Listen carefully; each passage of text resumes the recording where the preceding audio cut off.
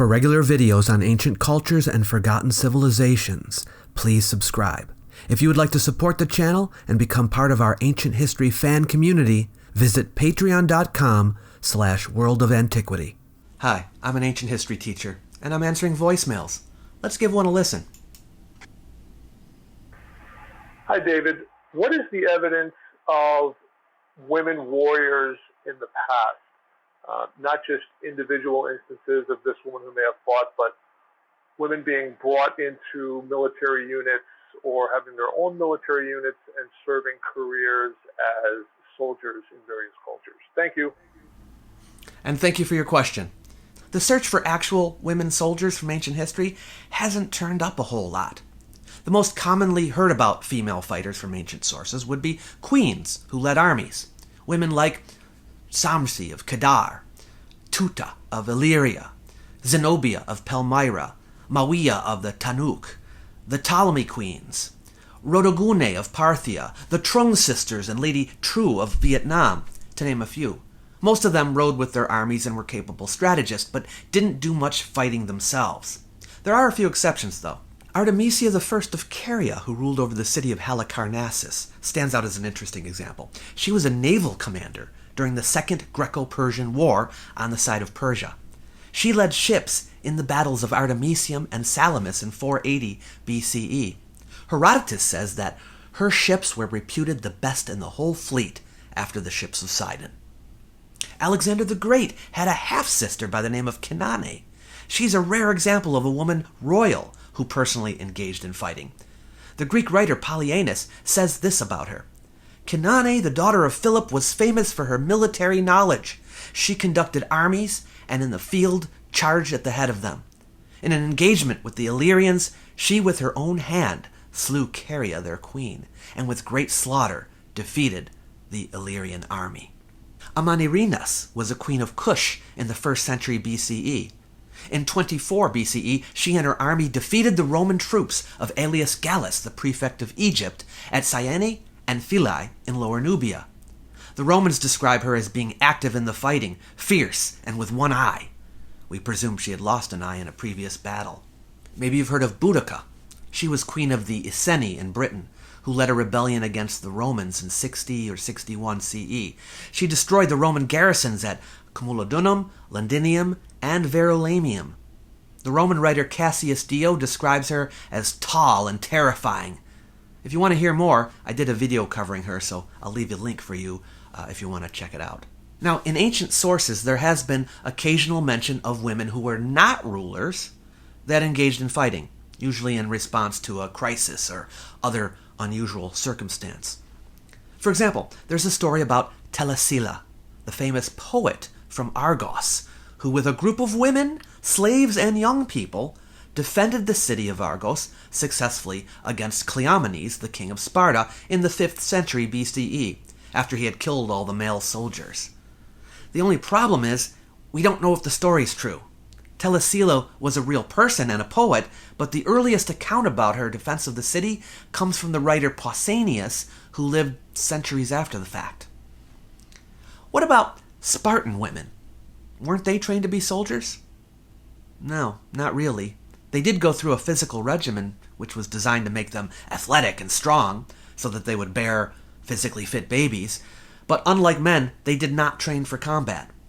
During wars, they would help in various ways, but not actually on the battlefield. You might say, but I've heard there were female gladiators in ancient Rome. Surely they could be considered women warriors? And yes, that is so. Gladiatrices, as they have been called in more recent times, did exist, though mention of them in ancient sources is rare. They seem to have been considered exotic. A relief from the 2nd century CE depicting 2 female gladiators was found in Turkey, and below their feet are their names, Amazon and Achillea.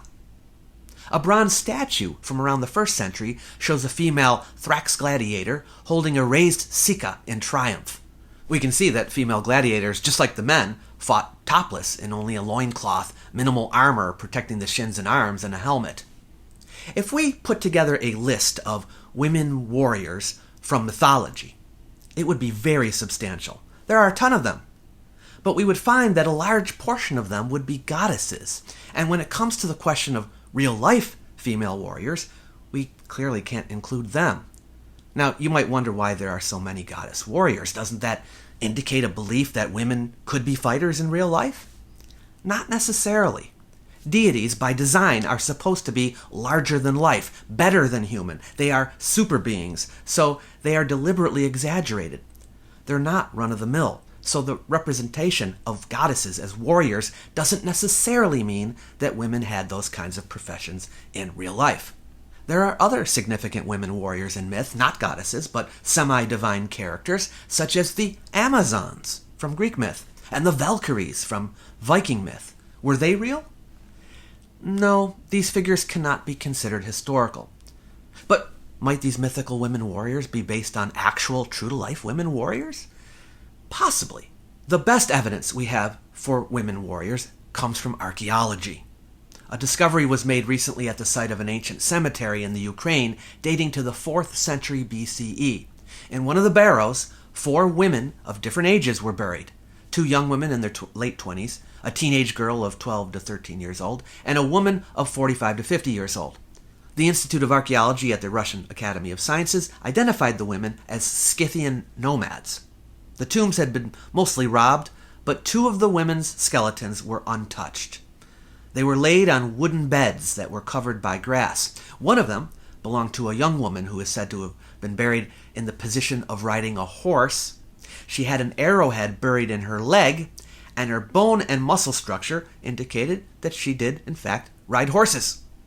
Under her left shoulder, there was a bronze mirror.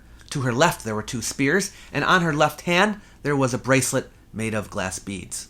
Between her legs, there were 2 vessels. The second untouched body was a woman of 45 to 50 years old. She was buried in a ceremonial headdress, the plates of which were well preserved and decorated with floral designs, and the rims with pendants in the shape of amphorae. Along with the older woman, an iron knife was laid wrapped into a piece of fabric, and an iron arrowhead of quite a rare type, having a forked end. In many of the headlines, the discovery was billed as proof that the Amazons existed. While it's possible that the Greeks may have encountered Scythians and maybe even some female fighters, there's nothing concrete to link these women warriors to the Amazon stories. Still, it does show a culture that had women who fought. How common they were among the Scythians, we can't tell at this point. I hope that helped to answer your question. If any of you have any other evidences for women warriors that I left out, please say so in the comments below the video.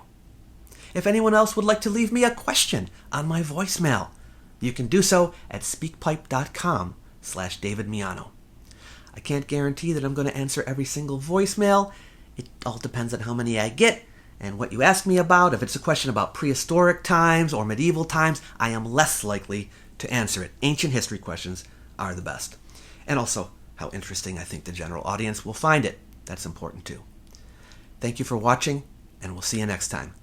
You might like my little e-booklet, Why Ancient History Matters. It's designed to persuade people that the subject is important, even in the modern world. You might also wish to use it to help spread the word. So feel free to share it with someone you know. It's free for anyone who wants it. I've left a link in the description box below the video for you to grab a copy. Catch you later.